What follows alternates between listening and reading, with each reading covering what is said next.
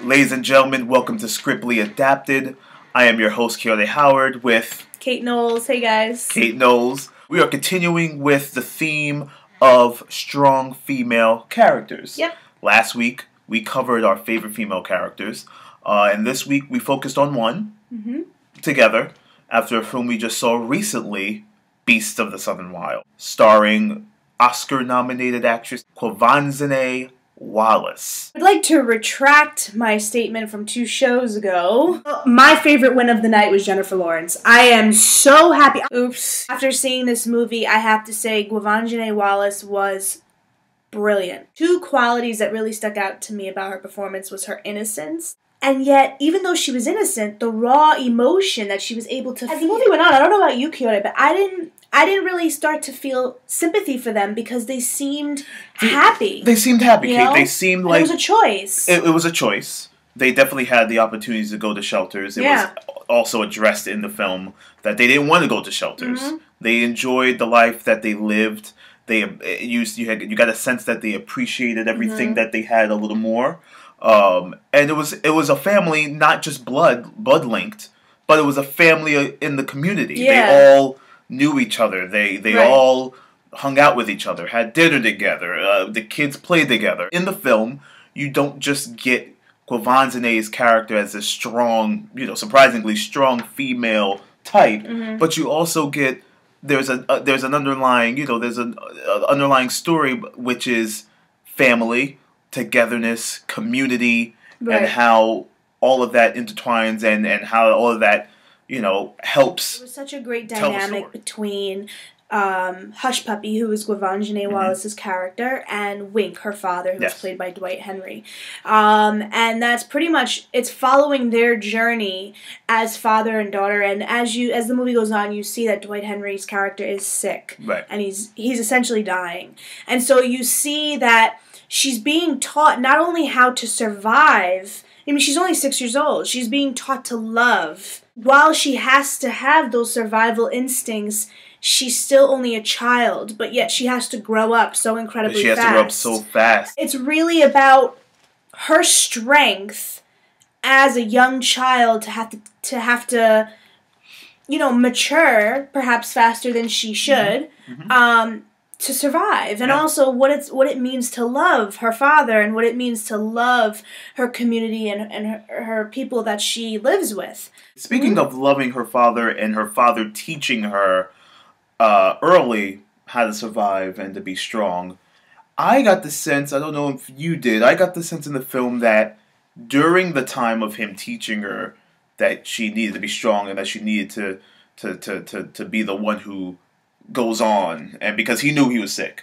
So he needed to know that she would be okay. Right. It's also that he knew that she wasn't afraid of anything, not even her father. I think also in a weird way, it was to show her that her actions have consequences. Yeah. So and that's a part of growing up too. I mean, we've had to learn that as adults, and I think, you have to, and it's a shame that at such an early age she has to realize that, because I think her innocence was kind of stripped from her. Yeah. But she maintains it in the way that she portrays Hush Puppy as a character. The reason why I picked this film, to really tie up Women's History Month was because her character to me was the epitome of strength, I think. Yeah. And powerful role. Yeah, and powerful to have to be that young and assume all those characteristics and all those responsibilities that we have to assume, that's really pulling it all together, and she had to make sure that she could take care of herself. But kids growing up that way, poor and unprivileged, they grow up faster than some of us, right, because they have to, right, exactly. It's about survival. It's about living to see the next day, and I think the film also did a great job with instilling that in Hush Puppy's character, giving you a sense of what kids were growing up like today in the Bayou, in this country, today. We're not talking about 50 years ago. Yeah. We're talking about these are people who still live like this today. Their kids having to be sort of the pillars. Right. Sort of the the backbone of the family. And that's what I got from her character that not only did she have some type of youth, but she also had to be, her father's strength, her father's backbone. There were still facets that the director concentrated on to show and prove that she was still a child. It's important to still highlight the fact of reality, which is that she is a 6-year-old child. One scene that I did want to focus on, and I think this to me was, I think there's one scene in every movie that people are nominated for, was towards the end, and as her dad is dying, she's sitting on the bed with him, and it's this soft breeze, and it just seemed like very harmonious almost. And she sits there and she's feeding him this food, these alligator nuggets, fried alligator nuggets. And she goes to give him a nugget, and they do a close-up of her face, and she starts to tear up. You see the raw emotion in her eyes, and her father says to her, "Don't cry." But he's crying. Then he begins to cry, and you see, and he's trying to teach. But it was a moment where it was like, it's okay.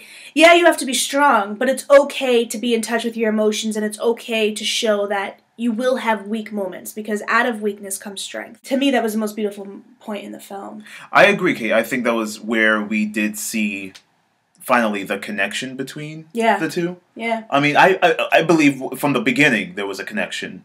I felt like the father did love his daughter, just didn't know how to show it in a way where she would really understand that it's love. Yeah. It was more so tough love, really tough love. Not only because he was frustrated that her mother had left. That's another thing. Her mother had left. Yeah. And she was on this journey to also try to find her. But also because he was sick and he knew it, and that he would be there for her. Right. And she was still young. Right. I must say one of the things I did not like mixing in with such a strong story and a strong female character was the fantastical side of this film, as far as the telling of the story of the Arcos, or the Arnox, I think, or something like that. These huge boar-looking animals, tearing down cities, destroying everything in its path, until it gets to her, and it stops, and they stop, and they sort of kneel to her. But I think with the Oronox, it wasn't just that they were coming to her. I don't think she was their goal. I think they were going through every part or whatever, and they were getting to her. But I think also, too, it's not like they were really tearing everything down, because I think those animals were extinct. So I think it was all in her mind that I have to stand up to these people and let them know that we're not responsible for what's happening globally and ecologically. So, don't destroy us, because we're just trying to survive the way you are. And I think it was a tie-in to everything has a consequence, and history has a habit of repeating itself. This is one of the last points that we wanted to delve upon.